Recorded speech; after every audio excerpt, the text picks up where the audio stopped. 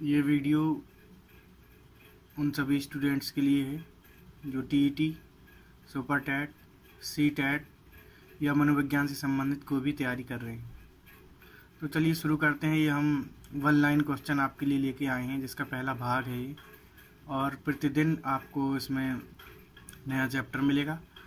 तो जितने भी क्वेश्चन डेली कंप्लीट हों उसको आप लिखते जाइए कॉपी पर। बहुत इंपॉर्टेंट क्वेश्चन है, टीईटी से लेकर के सुपर टैट तक आपके सब में काम आने वाले हैं। तो चलिए देखते हैं पहला क्वेश्चन।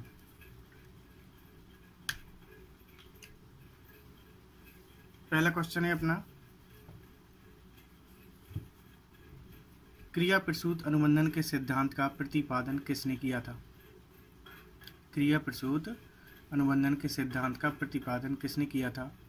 तो ये है आपके स्किनर ने क्रिया प्रसूत अनुबंधन के सिद्धांत का प्रतिपादन किया था। इसको हम लोग क्रिया प्रसूत अनुकूलन का सिद्धांत के नाम से भी जानते हैं।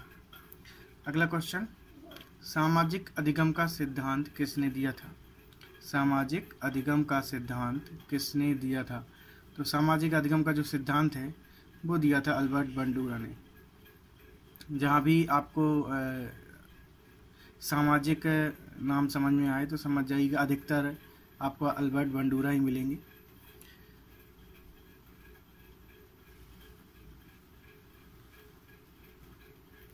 अगला क्वेश्चन है, मानसिक आयु का प्रत्यय किसने दिया था?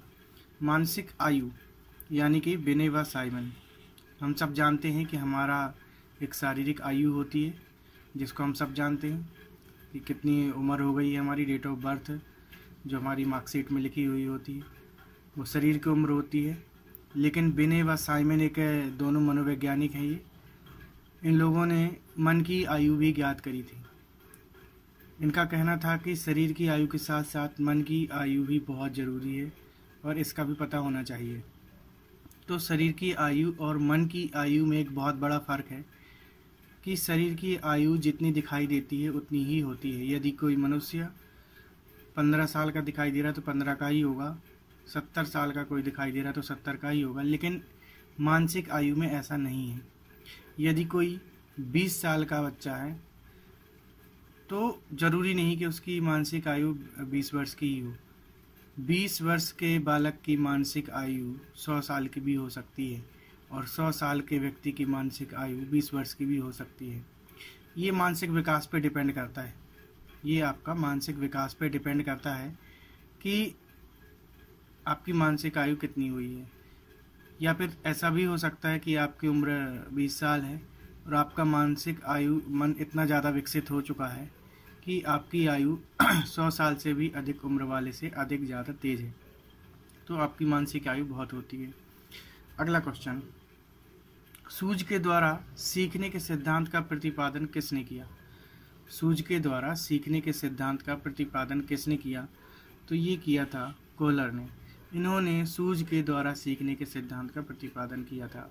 सूझ मतलब क्या होता है? सूझ मतलब होता है समझ, यानी कि आपकी समझ कितनी है। जब आप कोई सवाल लगाते हो, प्रश्न करते हो या आपके सामने कोई कठिनाई आ जाती है तो आप कैसे उस अपनी सूझबूझ से उस परेशानी से निकलते हो, है ना? तो इस तरीके से आप समझ सकते हो। और दूसरी चीज़, एक चीज़ और हम आपको बता देते हैं। जैसे ये सूझ शब्द लिखा हुआ है, ठीक है? तो मनोविज्ञान में सबसे इम्पोर्टेंट चीज़ होती है शब्दों का मतलब समझना। यदि आप शब्दों का मतलब समझ जाओगे तो मनोविज्ञान आपको आसानी समझ में आ जाएगी, क्योंकि इसमें सारा खेल शब्दों का ही है। इसमें बहुत सारे ऐसे शब्द हैं या फिर अधिकतर शब्द ऐसे हैं जिनका मतलब ही पता नहीं चलता। तो बाकी सब्जेक्ट तो हमें इजीली समझ में आ जाते हैं। जब हम किसी शब्द का मतलब ही नहीं जानते हैं तो वो हमें समझ में नहीं आता है। तो जैसे कोई शब्द है, हिंदी में एक चीज़ पढ़ेंगे हम लोग, शब्द प्रयोग। शब्द प्रयोग वो तरीका है जिससे आप किसी भी शब्द का मतलब जान सकते हैं। यदि आप किसी शब्द का मतलब नहीं समझ पा रहे तो उसका शब्द प्रयोग कर दीजिए। शब्द प्रयोग करेंगे तो उसका आपका मतलब निकल के आ जाएगा।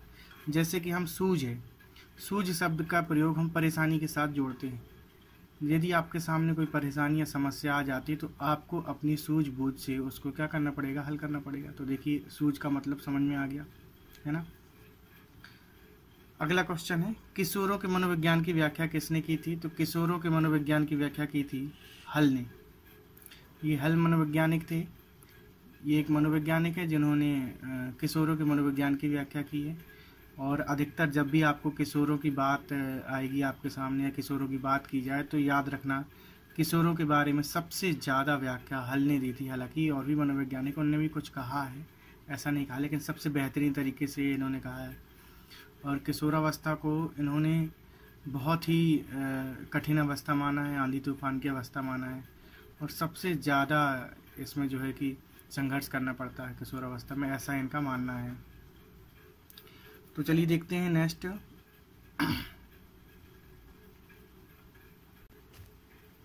तो अगले क्वेश्चन की बात करते हैं। अगला क्वेश्चन है अपना कि मानव व्यक्तित्व के मनोलैंगिक विकास को निम्न में से किसने महत्व दिया। मानव व्यक्तित्व के मनोलैंगिक विकास को निम्न में से किसने महत्व दिया है? तो ये दिया है फ्रायड ने। मनोलैंगिक का मतलब आप समझ ही रहे हो। फ्रायड एक मनोवैज्ञानिक हैं, बहुत बड़े मनोवैज्ञानिक हैं। इन्होंने लिंग के आधार पर मन के विकास को माना है। और इनका कहना है कि इन्होंने 2 ग्रंथियां बताई हुई थी, एक ओडिपस और एक इलेक्ट्रा। इलेक्ट्रा स्त्री में होती है और ओडिपस पुरुषों में होती है, जिसकी वजह से ये एक दूसरे पे अट्रैक्ट होते हैं। तो आप हमारे साथ ऐसे ही क्लास में जुड़े रहिए। हम आपको अभी हम लोग वन लाइनर क्वेश्चन लेके चल रहे हैं और इसकी डीप क्लास भी चलेंगी और बाकी सब्जेक्ट की क्लास भी हम लोग चलाएंगे। हिंदी है और भी जो सब्जेक्ट है, आपकी जो रिक्वायरमेंट है, जो भी वीडियो देख रहे हैं वो जिस सब्जेक्ट की वीडियो देखना चाहते हैं या फिर जो भी उनका सब्जेक्ट है वो बताएं। हिंदी, विज्ञान, संस्कृत, जो भी चाहिए उनको वो उनको मिलेगा, सुपर टेट, टीईटी या फिर अदर एग्ज़ाम से संबंधित। तो चलिए देखते हैं अगला क्वेश्चन। मनोविज्ञान की प्रथम प्रयोगशाला किसने स्थापित की? मनोविज्ञान की प्रथम प्रयोगशाला किसने स्थापित की? तो ये की थी डब्ल्यू वुंट ने। डब्ल्यू वुंट ने मनोविज्ञान की प्रथम प्रयोगशाला स्थापित की थी। नेक्स्ट क्वेश्चन अपना क्या है? गेस्टाल्ट मनोविज्ञान की आधारशिला किसने रखी? तो गेस्टाल्ट मनोविज्ञान की आधारशिला रखी थी मैक्स वर्दीमर। ये गेस्टाल्ट मनोविज्ञान है, इसकी एक आधारशिला रखी गई थी। और गेस्टाल्ट वादी 3 लोगों से मिलकर बनी थी, मैक्स वर्दीमर, कोहलर और कोफा। 3 लोग इसमें शामिल थे। तीनों लोग मिलकर के गेस्टाल्टवादी कहलाते हैं। इसकी लेकिन नींव रखी थी किसने? मैक्स वर्दीमर ने। हालांकि गेस्टाल्टवादी में तीनों का नाम आता है, लेकिन अगर पहले आप नींव की बात करेंगे तो मैक्स वर्दीमर का नाम आता है, जिन्होंने उसकी नींव रखी थी। अगला क्वेश्चन, क्षेत्र सिद्धांत में किस वर्ग का योगदान है? क्षेत्र सिद्धांत में किस वर्ग का योगदान है? तो ये है गेस्टाल्टवादियों का। जो क्षेत्र सिद्धांत है उसमें आपका गेस्टाल्टवादियों का योगदान है।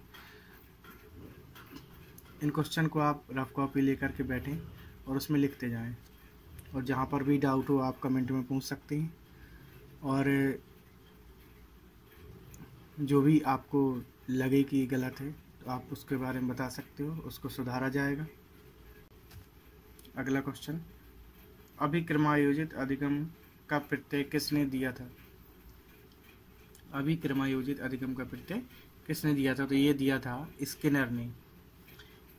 नेक्स्ट क्वेश्चन है, संज्ञान किस बुद्धि के सिद्धांत का हिस्सा है? संज्ञान किस बुद्धि के सिद्धांत का हिस्सा है? तो ये है गिलफोर्ड के सिद्धांत का। संज्ञान किस बुद्धि के सिद्धांत का हिस्सा है? गिलफोर्ड के सिद्धांत का है जी। तो संज्ञान मतलब होता है, संज्ञान का मतलब होता है समझ। संज्ञान का मतलब समझ होता है ना। तो समझ का यहाँ पे आप पढ़ेंगे, आगे हम पढ़ाएंगे आपको समझ का विकास। जो संज्ञान शब्द है इसका मतलब समझ, आप अभी इतना जान लीजिए। जब हम इसकी थ्योरी पढ़ेंगे तो बताएंगे संज्ञान का विकास कैसे होता है। इसकी काफ़ी बड़ी थ्योरी है, आगे जुड़े रहेंगे तो इसकी आपको वीडियो मिलेगी। प्रासंगिक अंतर्बोध परीक्षण TAT का विकास किसने किया? प्रासंगिक अंतर्बोध परीक्षण TAT का विकास किसने किया था? तो ये किया था मरे ने।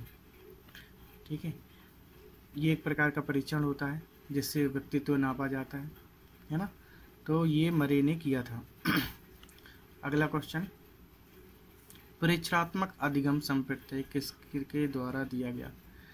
प्रेक्षणात्मक अधिगम संप्रत्यय किसके द्वारा दिया गया? तो ये दिया गया था अल्बर्ट बंडूरा के द्वारा। ये प्रेक्षणात्मक अधिगम संप्रत्यय।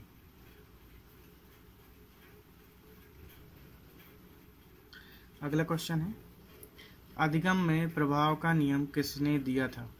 अधिगम में प्रभाव का नियम किसने दिया था? तो ये दिया था थॉर्नडाइक ने। अधिगम में प्रभाव का नियम, अधिगम मतलब होता है सीखने, सीखने में प्रभाव का नियम दिया था, थॉर्नडाइक ने दिया था। अगला क्वेश्चन है, विस्मरण की वह प्रवृत्ति जिसके द्वारा दुखद अनुभवों को स्मृति से अलग कर दिया जाता है, जिसका कथन है।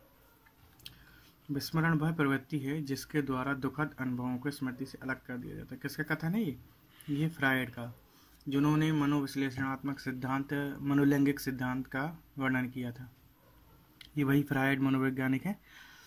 इनका कहना है कि विस्मरण एक ऐसी प्रवृत्ति है जिसके द्वारा दुखद अनुभवों को स्मृति से अलग किया जाता है।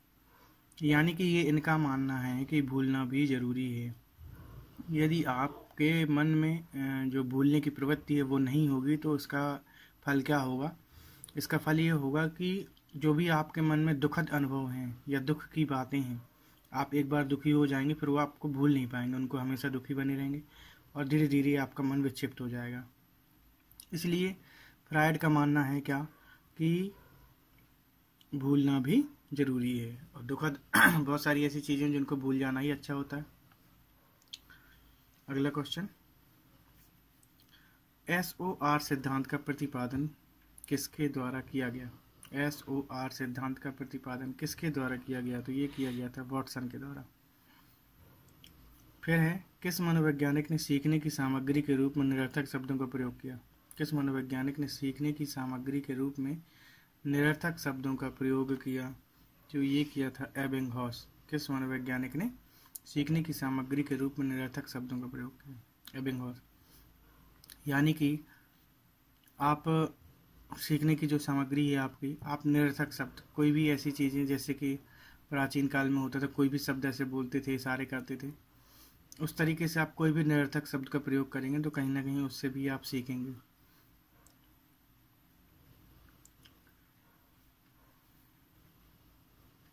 अगला क्वेश्चन है, सीखने के नियम किसने दिए? अगला क्वेश्चन है, सीखने के नियम किसने दिए? तो ये दिए थे थॉर्नडाइक ने। सीखने के नियम किसने दिए थे? थॉर्नडाइक ने दिए थे।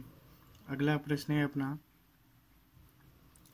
चिंतन संज्ञानात्मक पक्ष में एक मानसिक क्रिया है। चिंतन संज्ञानात्मक पक्ष में एक मानसिक क्रिया है, किसका कथन है? तो ये किसका कथन है? ये है आपका रॉस का कथन है। चिंतन, चिंतन मतलब आप समझ ही रहे हो, किसी चीज़ का चिंतन करना। चिंता करने का मतलब टेंशन से नहीं कि आप सोचो कि टेंशन से ही मतलब है। चिंतन का मतलब होता है आप किसी चीज़ में मनन कर रहे हो, उसके बारे में विचार कर रहे हो, तो भी चिंतन ही कहलाता है।